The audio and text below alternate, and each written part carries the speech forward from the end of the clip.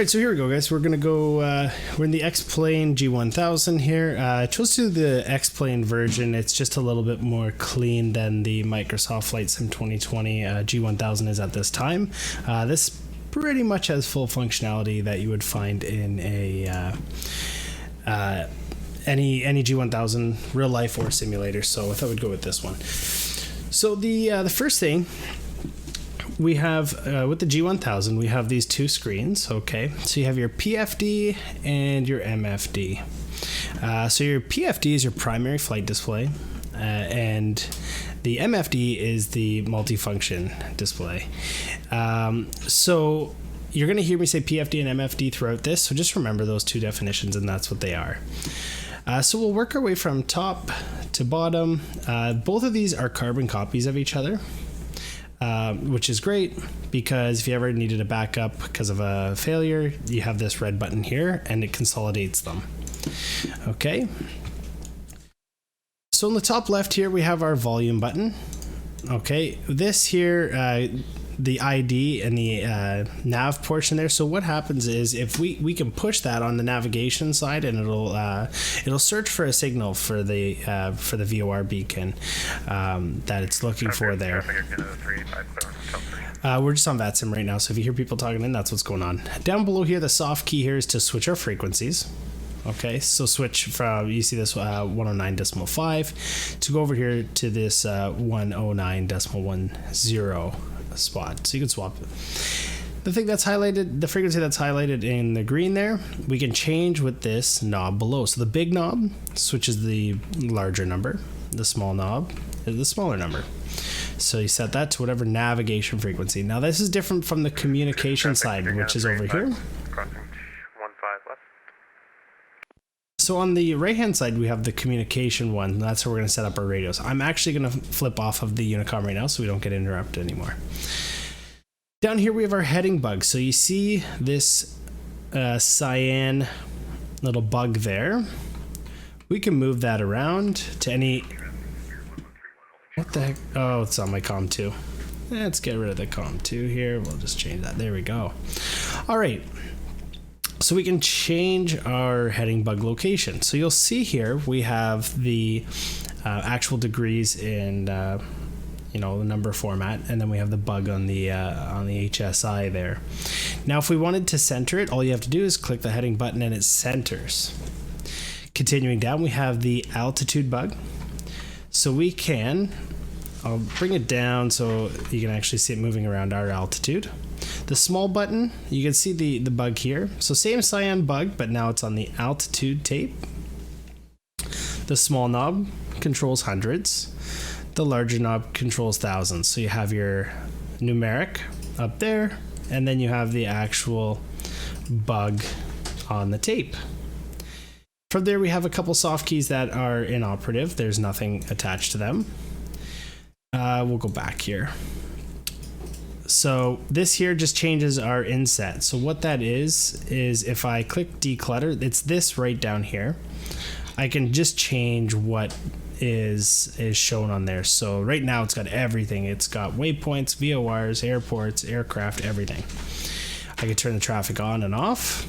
This is just a topographical map option, terrain option, next rad, and then just a back button. Going across here, the PFD, so this is our primary flight display. We could change different settings as well. So defaults, we could change our wind options, like how it's shown, right? So we have right here, we have different winds. So this is just showing headwind, tailwind, off. This will show crosswinds, everything. So you can pick different options. Okay, so we'll just leave that on there. Next is our DME. So we can select this. It shows our DME as for the selected frequency in our nav 1. Okay, so if we did have that set up to a proper frequency and we were tuned to a VOR, it would show us our DME. We're going to turn that off because we're not using it right now. Bearing 1 and bearing 2 down here. So bearing 1 Again, if we had something keyed into our nav 1 section and I hit bearing 1, it would come up with a green line on here. So let's see here. Let's grab a frequency. I have the charts up here just so I can show you exactly how this works. So I have ILS 15 is probably not going to work, but I can get the 117.2. Let's see if it'll allow me to pick this up. This is the YXU VOR. Yeah, it's not going to let us. Okay, no problem. What we'll do, let me just check here for something close. We'll use the YYZ, which is 112.5. So 112.5. And swap that over and see how you get. So in our aircraft it's green, but so here it's blue. So when I take that off, see it's gone. Now it'll show me where that is relative to the position of our aircraft. Bearing 2 is just the second frequency. So see 111.7 is in nav 2, so that's just nav 2. So nav 1, nav 2. Turn those off. We don't need them right now. This is just our altimeter, units, inches, or HPA. So down here, we can hit standard barometric. So if I click this, it'll put us into standard, which is 29902. If you're traveling over 1800 or 18,000 feet, so flight level 180, you can hit that. Or if you go into any standard pressure region. So go back. Next we have our transponder. So you can see here we were simulating an emergency last time, so we'll change that to a VFR code. You can just click that, but we'll go back into transponder. So we have standby, on, and altitude. So I believe it does it in this as well, but in real life, normally once you start rolling and take off, it will automatically switch to alt. However, in a Class C airport, you need to put it on at any time you're on any movement surface. So we could just click alt. That puts it into mode Charlie. So if you ever get asked by air traffic control, squawk mode Charlie, or if ATIS says squawk mode Charlie, that's what it is. It's that alt. This VFR, that just is the standard VFR code, which is 1200. So you can click that, it'll revert it to 1200. It's just a quick preset. Go back to transponder code. So if they give us any code, I can put that in here, 0055, and my code is in. For today, we'll use 2000, and we'll leave it at that. Ident, if ATC asks for an ident, you can click this. This is your timer and reference, so I could set our minimums through here, a timer if I just wanted to time if I was doing timed holds. And this will also have our VX and VY speeds as well. We can program that in. Nearest, so this is just how we can find our nearest airports. So we have Pearson International, we have Toronto, and we have Brampton. So this just gives you the frequencies. Might be useful, might not be in the simulator, but it is there in real life. Alerts, any alerts that come up here, fuel management alerts, electrical alerts, icing alerts, anything will come up in here. It'll flash yellow and you can hit that. Across here, this is your FMS knob. Now what this is, so right now if I turn this, we've got absolutely no use out of it. But when we come into our flight plan, if I want to set up my flight plan, I can do it right through here, and we can see we can make our adjustments as needed through these knobs. Now I'll show you a better way to adjust your flight plan. However, we could do it through here. Actually, what I'll do, I'll show you how we enter it on here. So we'll put in our destination airport, CYXU, and then I'll put the actual flight plan portion through the other side, which I recommend much more. So CYXU. That's London. And then we just hit enter and then enter again. So now you can see our GPS now has populated that route. And if we look over here, we can see our route is there as well. Now let's say we want to change this. We didn't want to use GPS. We wanted to go to that nav 1. We can just click the CDI button. Now put VOR 1, click it again, localizer 2, and GPS. That's how we switch between those. Coming up here, this is just clear button, enter.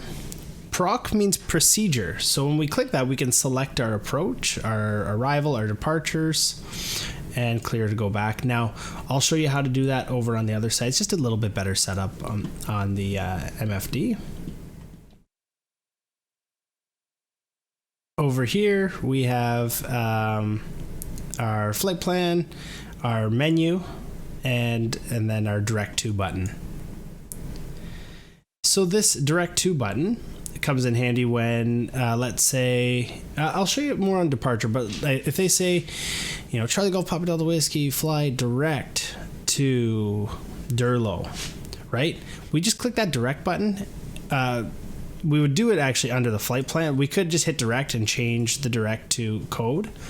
However, if we're in our flight plan, I could go direct to, and it'll automatically populate whatever I have highlighted. Over here is our range. That's for our mini map down here in the corner. Course and baro. So if we want to change our barometric altimeter, so we can change this altimeter setting here. And as you can see how it says baro and then has the big circle? That means it's for the big knob. And today our altimeter setting was 3021. So we just set that 3021. Okay. And the course, this knob here, we're going to use that when we hit the ILS going into London. We can actually change the course. So if I go to CDI here, I can spin this to whatever course. So I can set our inbound course or outbound course, whatever you need for the application. We can adjust the course through here. Up here is our COM, so we can change the big number with the big knob, small number with the small knob, and back and forth with the arrows there. Over here we have a volume button that is ineffective in the simulator. And then the push button is a push squelch. So that's, again, it's not something that you're going to be using in the simulator. We got our backup display here. Our standard, so this is just a quick button to go standard pressure for the barometric altimeter. And here we have our gear lever. Over here we have exact carbon copy. The only thing that's different is our buttons down here are just linked to something different. So when I hit system, it just changes our system settings down there. I could increase the fuel that we have, decrease, see this gallons remaining. So I can change that. I can reset it if I have a full tank. I could decrease it. You set that to whatever you have so you have a more accurate calculation throughout your flight. Here we have just our N1, which is the N1 percentage of our engine, our EGT, which is your exhaust gas temperature, and N2. Your differential pressure, so this is your alt feet, and then you have here your fuel. So current fuel flow, fuel pressure, quantity left and right tanks, fuel totalizer, that's just your gallons remaining, what we went over there, and how many gallons we've used. And this is electrical info. Flaps info here, and this is our trim info, so it's an elevator trim. So we'll go back out of here.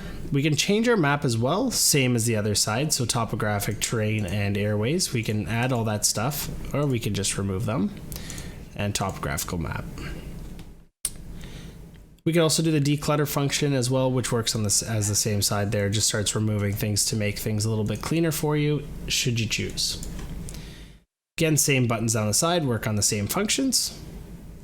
Okay.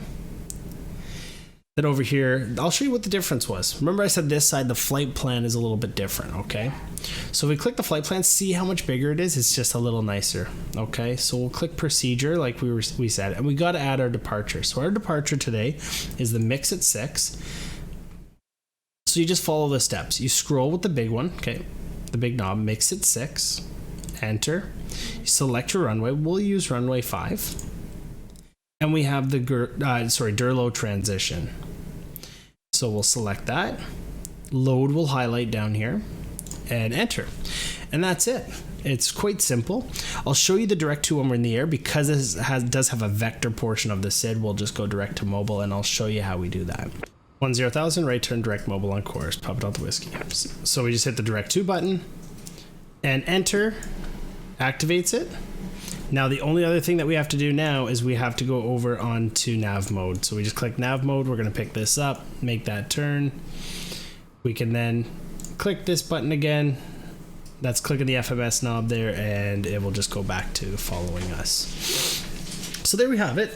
that's setting us up. That's everything to do with the G1000. Getting off the ground, hitting a direct to, putting our flight plan in. It's very simple. If you are on Flight Sim 2020, it will automatically put the flight plan in. If you do that before you set up, so when you're setting up the flight, you just put that it's an IFR, high notes, and you key it